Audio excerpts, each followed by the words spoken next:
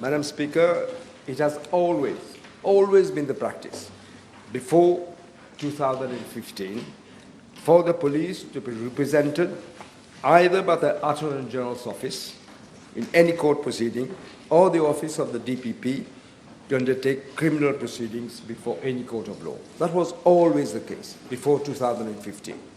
It is only, I'm informed by the Commissioner of Police, that from August 2021 to November 2024, the former Commissioner of Police departed from usual practice and decided he will retain the services of 5 counsels and 1 attorney from a private practice in 8 cases, for an amount totaling 14,288,825 rupees and 30 cents.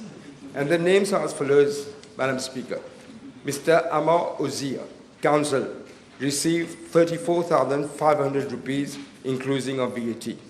Mr. Desiree Bassett, senior counsel, 2,991,437 rupees and 50 cents, including of VAT.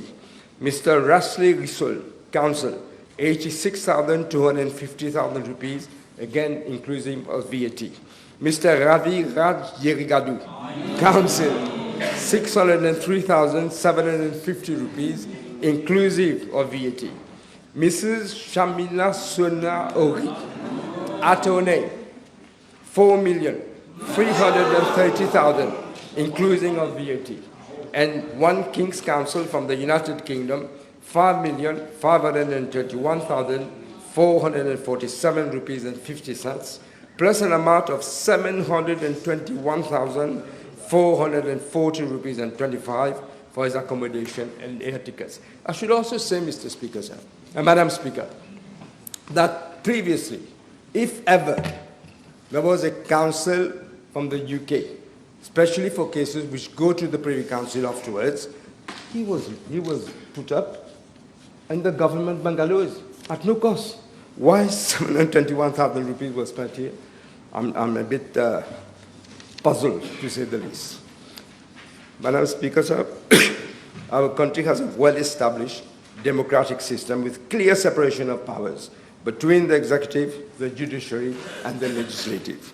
Institutions like the Attorney General's office and the Office of the Director of Public Prosecutions operate in full independence and have always been providing legal advice to the public sector, including the police, free of charge, absolutely free of charge, because this forms part of the professional duties. The practice of handling the services of private lawyers and bypassing the Attorney General's office and the office of the DPP by the former Commissioner of Police under the previous government, as I said, cost the taxpayer 14,288,825 rupees and 30 cents. And this has been clearly done to undermine the professional integrity of the office of the Director of Public Prosecutions and relevant institutions. And this should be severely condemned. Madam Speaker, it is clear the previous government had a problem with the office with an independent Director of Public Prosecutions. Who can forget this unbelievable attempt trying to arrest the former DPP? He had to run away from his home. His wife had to pull the door because they were trying to force their way in to arrest him. And he had to go through a back door, go to a judge in chambers to get protection. This is what happened under the government of the MSM. This was unprecedented. It has never happened in any Commonwealth countries. Never happened. But you know, with the MSM, everything is possible. This is why I speak of Murphy's Law. What won't happen will happen. This is Murphy's Law. It was, in fact, to my mind, a much broader Machiavellian strategy to undermine the independence and integrity of our institutions with the sinister motive of exerting absolute control over them.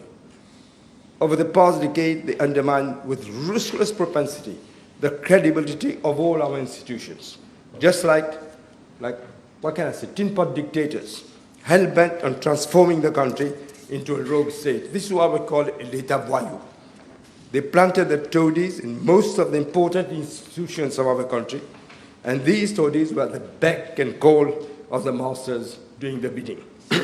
Let me assure the House and the population at large that we will not condone such practices. Nobody on this side. The public expects some institutions, including the law enforcement agencies, to act with total independence, transparency, and remain accountable to restore the confidence of the people of this country in them and to the respect of the international community as well. Thank you. Thank you.